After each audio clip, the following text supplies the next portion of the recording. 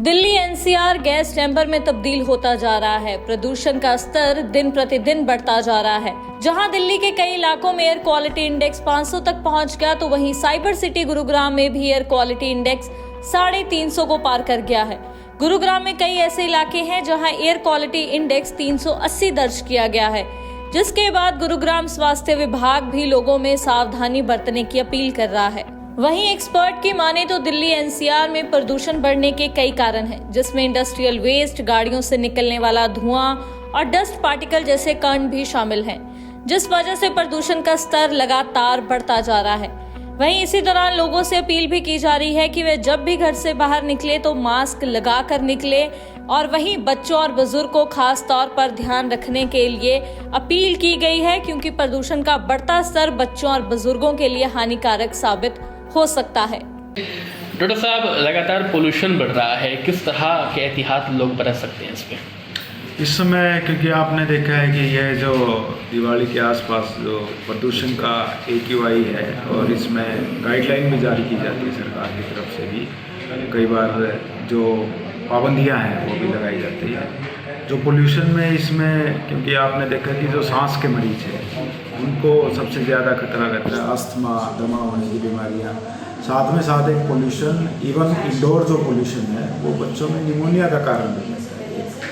तो इसमें जो एहतियातन है, हमारे गर्भवती महिलाएं हैं, बच्चे हैं, बुजुर्ग हैं, उनको अननेसेसरी बिना ज़रूरी काम के घर से बाहर ना निकले। अगर निकलते हैं तो वो अपने मास्क का प्रयोग करें, ताकि जो यह आपने देखा है कि जो एयर क्वालिटी इंडेक्स है हमारा, वो इस समय ज़्यादा मतलब कैटेगरी में चला जाता है, पुअर की कैटेगरी में। तो उससे बचाव के लिए यही है कि आप अननेसेसरी बाहर ना निकलें, मास्क का प्रयोग करें, और जितना बाकी सभी से अपील भी की जाती है कि आप अपने नाम से या और किसी बर्थडे पे या आप पौधा लगाएं, पेड़ लगाएं, ताकि इस वातावरण को स्वच्छ बनाएं। सुबह के वक्त इस टाइम के वातावरण में देखो, जितनी एक्सर्शन की एक्टिविटी है वो एडवाइजेबल नहीं रहती उस तरह की एक्टिविटी की जिसमें सांस फूलता है और अगर हम सवार हो, तो इस तरह की एक्टिविटी नहीं की जानी चाहिए। आप अगर ज़रूरी उससे निकलना है तो आप मास्क का ज़रूर उपयोग करें, वो केवल हमारा AQI के हिसाब से। अगर आपको लगता है कि पुअर एनवायरनमेंट है तो इसमें आप एहतियात ज़रूर करें। I am a public health consultant. आज मैं आपसे गुड़गांव और हरियाणा के बढ़ते हुए प्रदूषण के बारे में बात करूंगी। जो मेजर सोर्स ऑफ पोल्यूशन है हरियाणा में, वो है एयर पोल्यूशन। एयर पोल्यूशन किन किन कारणों की वजह से है?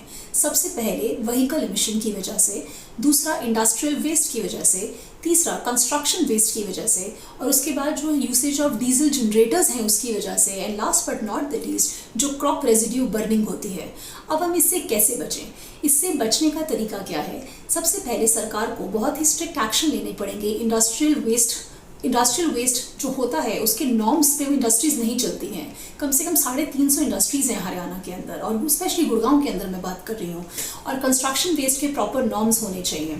जो रोड्स हैं वो प्रॉपरली कंस्ट्रक्टेड नहीं हैं। लैक ऑफ इलेक्ट्रिसिटी की वजह से डीजल जनरेटर बहुत यूज़ हो रहे हैं। स्टबल बर्निंग जो हो रही है उसको हम बचा सकते हैं कैसे? अगर हम फार्मर्स को इंसेंटिवाइज करें, ज़्यादा से ज़्यादा ग्रीन प्लांटेशन करें, ज़्यादा से ज़्यादा हम ग्रीन बेल्ट बनाएं, फॉरेस्टेशन करें, और ज़्यादा से ज़्यादा प्लांटेशन करें।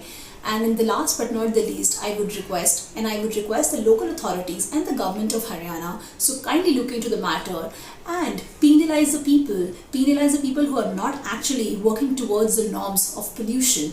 And I would also like to thank Prime Minister Narendra Modi and the government of Haryana who have come up with a new initiative of opening up the Center of Excellence in Haryana, Ballabgarh, for air pollution. Thank you so much. Gurugram से संवाददाता अनुज पंचाल की दैनिक सवेरा के लिए report.